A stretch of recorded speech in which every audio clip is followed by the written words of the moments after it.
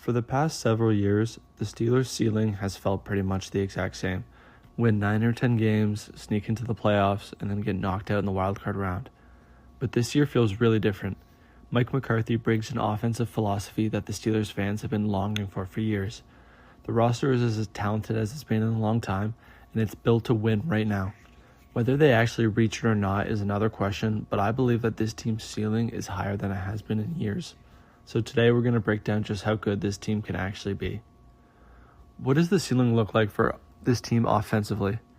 Well, Aaron Rodgers put together the best offense that the Steelers have seen since Ben Roethlisberger, and the front offense was busy adding pieces to buff up this unit. A year ago, the Steelers ranked 15th in the NFL, scoring 397 points, which is good for 23.4 a game. They got Michael Pittman Jr. for nothing from the Colts, being one of the best secondary targets that the Steelers have had in years. Rodgers should be better protected up front as well, with Troy Fautanu moving back to his natural left tackle spot, and right tackle Dylan Cook being very reliable as well. The Steelers quietly have built an offensive line that has the potential to be amongst the league's best. If they stay healthy and Broderick Jones looks like himself in camp, the pieces are in place for this unit to really produce. However, as we saw a year ago, there is also a lot of downside with this group, and it lacks some depth. If the offensive line takes a step up from a year ago, this offense has the potential to reach top 8 in the NFL. With the way we anticipate them to be attacking defenses and the new McCarthy-led offense, if Rodgers has enough time and stays healthy throughout the season, he has the talent and weapons around him to make some vintage Rodgers magic. It helps that this will be his 14th season with Mike McCarthy as the head coach. Defensively, there is honestly no telling what the true ceiling is for this group. They have all the talent in the world to be one of the best defenses, if not the best defense, in the NFL.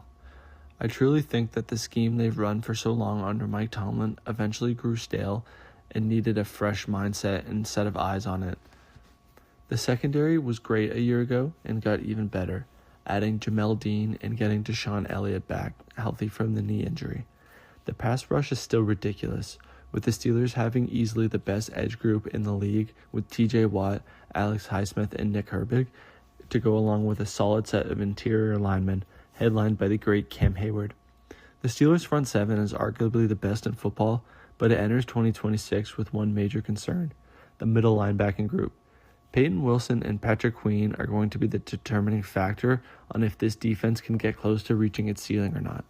The Steelers were 17th in points against last year, giving them a whole lot of room to improve. I think the Steelers are going to comfortably be a top 10 defense this year, arguably a top 5 defense, but they have a ceiling of top 3. In terms of the division, I think we saw a year ago what the Steelers' ceiling is, just straight up winning the division.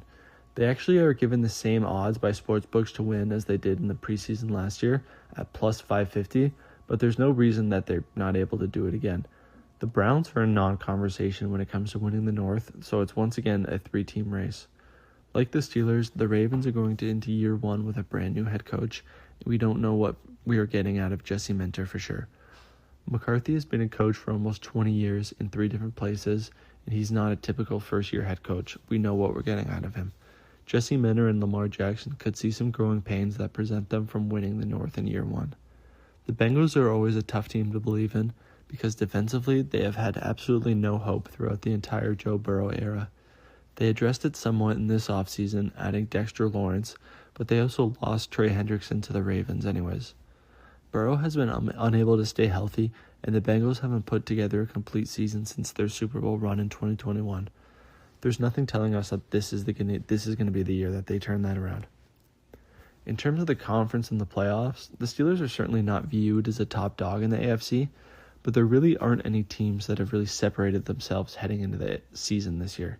The Chiefs are coming off their worst year and are banged up, with Patrick Mahomes coming off the ACL surgery. The Bills never get it done in the playoffs, and the Broncos and Patriots benefited from late schedules, and I think they're a bit overrated. I'm not saying that the Steelers should be favored against any of those teams if they were to make the playoffs, but they certainly have the team, talent, and capability to beat all of them on any given Sunday in January. Because of that, I'll say that the ceiling for this team is making an AFC championship game. I think they are going to win the division, and they could potentially win a game or two in the postseason.